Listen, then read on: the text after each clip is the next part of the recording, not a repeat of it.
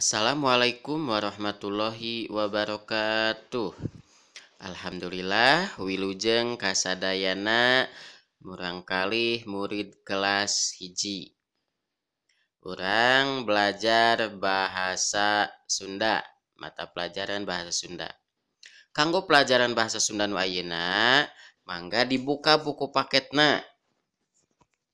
Nah, kaca K27 atau napi halaman 27.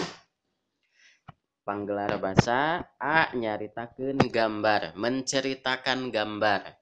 Lengkepan kalimahna, terus caritakeun gambarna, lengkapi kalimahnya, terus ceritakan gambarnya. Nah, nomor hiji, 2, 3, 4, 5, genep. Aya genep gambar. Tah, gambar nu kahiji nuju naon? Nah, tuliskeun. Nuju kulem, nuju bobo, tuliskeun. Arif nuju ibak, Arif nuju diacuk gitu. Terus kadieu halaman 28. Anu B nyaritakeun gambar. Bere tanda curek atanapi checklist kagiatan anu sok dipigawe ku hideep. Kagiatan anu sok dilaksanakeun, anu sok dilakukeun dina sadi dinten.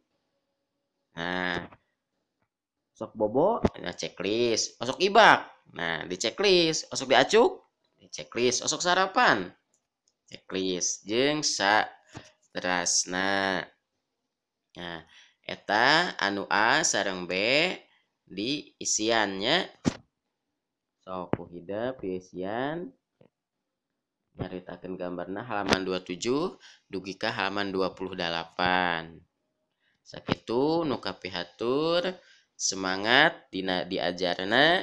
Wassalamualaikum warahmatullahi wabarakatuh.